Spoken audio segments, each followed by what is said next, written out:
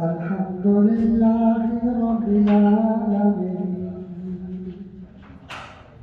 الرحمن الرحيم مالك يوم الدين إياك نعبد وإياك نستعين اهدنا الصراط المستقيم صراط الذين أنعمت عليهم غير المغضوب عليهم ولا الضالين.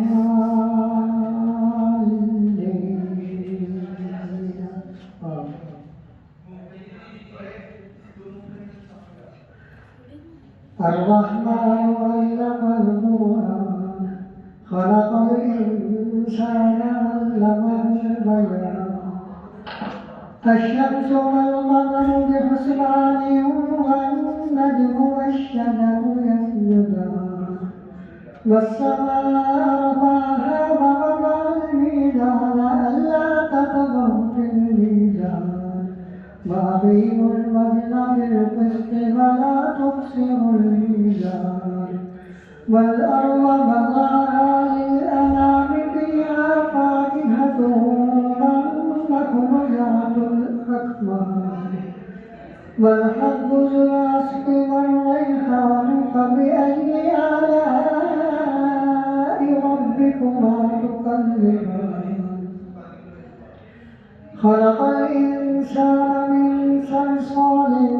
كالفخار وخلق الجان من مارج من نار فبأي آلاء ربكما تكذبان رب المشرقين ورب المغربين فبأي آلاء ربكما تكذبان مرج البحرين يلتقيان بينهما برزخ لا يبغيان فبأي آلاء ربكما تكذبان